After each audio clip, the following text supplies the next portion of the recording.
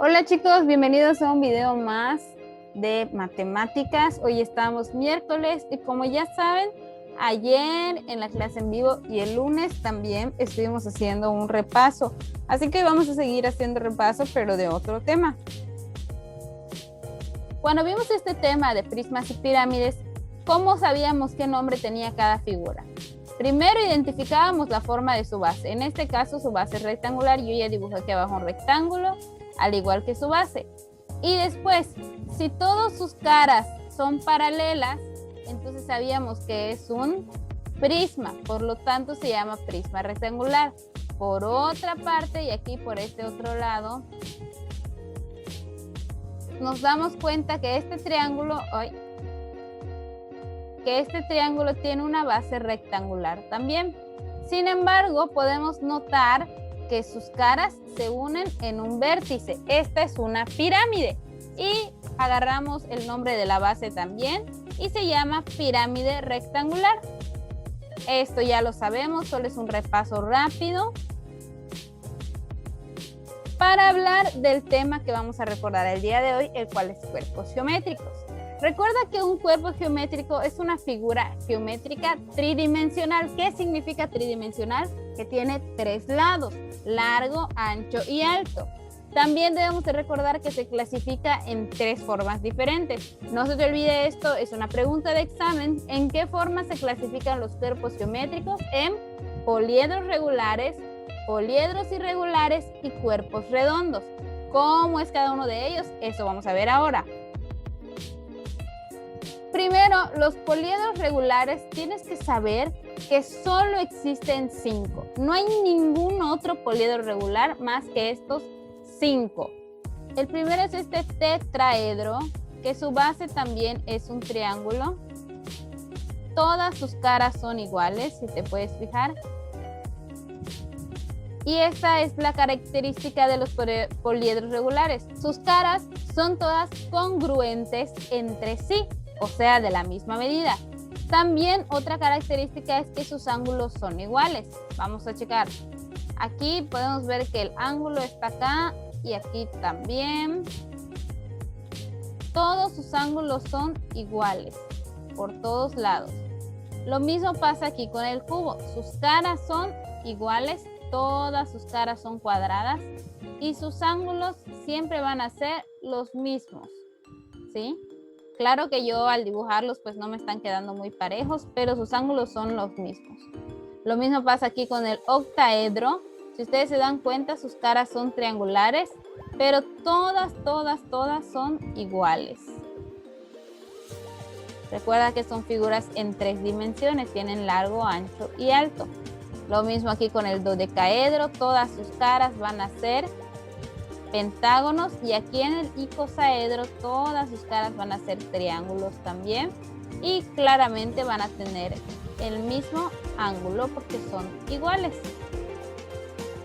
Estas son las características de los poliedros regulares: caras iguales, ángulos iguales, y solo existen estos 5: tetraedro, cubo, octaedro, icosaedro y dodecaedro. Vamos a ver ahora a los irregulares. Sus caras no son iguales y sus ángulos también son diferentes. Por ejemplo, en esta pirámide, su base es un 1, 2, 3, 4, 5. Su base es un pentágono y sus caras son triangulares. Por eso es irregular. Al tener caras diferentes, también tenemos ángulos diferentes. Aquí pasa lo mismo con este prisma. Sus caras son rectángulos, pero sus bases son hexágonos, porque tienen 6 lados. Ahora vamos a ver los cuerpos redondos. Estos no están limitados por polígonos, o sea, por líneas, sino por superficies curvas. Por ser tan diferentes, recibieron una atención especial por parte de los matemáticos. O sea, que tienen diferentes formas de medirse, diferentes formas de tomarles su área, su volumen, etc. Lo que queremos recordar aquí es que si te das cuenta, este cilindro, por ejemplo, no tiene una cara cuadrada o una cara rectangular, sino que están curveados. Lo mismo pasa aquí con el cono, es curveado. Y la esfera, pues obviamente también es 100% curveada. En resumen de esta primera parte, tenemos que recordar que los cuerpos geométricos se clasifican en tres: en poliedros regulares, en poliedros irregulares y en cuerpos redondos. Los poliedros regulares tienen caras iguales y ángulos iguales. Los irregulares son todo lo contrario, tienen caras diferentes y ángulos diferentes. Y los cuerpos redondos son los que se limitan por superficies curvas, o sea, están redondeados, como lo dice su nombre. Ahora vamos a la siguiente parte de este tema. Ya que conocemos los cuerpos geométricos, ahora vamos a ver cómo se usan. Recuerda que a partir de los cuerpos geométricos básicos pueden construirse otros más complejos. Aquí en este lado tenemos una esfera, un cilindro, un cubo, una pirámide triangular, un prisma cuadrangular y también un cono. Y si ustedes se dan cuenta, los podemos armar de diferentes maneras para construir estas otras configuraciones que están aquí en un ladito, los que están de amarillo. Por ejemplo, en nuestra vida cotidiana, esto ya también lo vimos, es muy común que observemos estas configuraciones geométricas en las que se utiliza para los edificios, los cubos, los cuadros, los cubos, las esferas, los cilindros, los conos, incluso aquí en la parte de abajo, si se dan cuenta, hay un cono enorme para la vida diaria.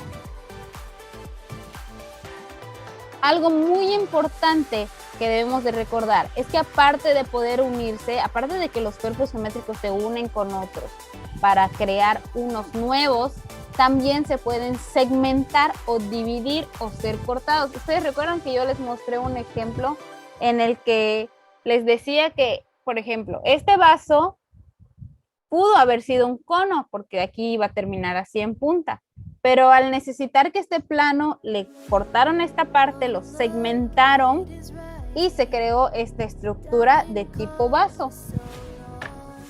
Lo mismo pasaba, recuerdan, con otras configuraciones que tenemos en casa, que en lugar de que se unan con otros cuerpos geométricos, se dividen, se parten para poder crear otros nuevos. Esto no hay que olvidarlo y es súper importante. Esta segunda parte estuvo súper cortita, pero lo que hay que recordar de esto es que los cuerpos geométricos se pueden unir con otros para crear cuerpos nuevos. Por ejemplo, este cilindro chiquitito se puede unir con este otro para crear un bote. Recuerdan que también les había mostrado este ventilador en el que si se unían las diferentes partes, los diferentes cuerpos geométricos, se puede crear esta forma. Entonces, lo importante de esta segunda parte es recordar que los cuerpos geométricos se pueden unir para crear nuevas estructuras o también se pueden dividir o segmentar o partir, como le quieras llamar, para crear también otros cuerpos geométricos, otras configuraciones geométricas.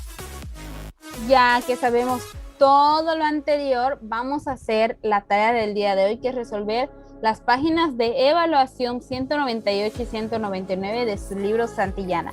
Esa es la única tarea para que estén bien tranquilitos, no se preocupen por nada y nos estamos preparando ya para los exámenes. Listo, nos vemos hasta la próxima, que estés muy bien, adiós.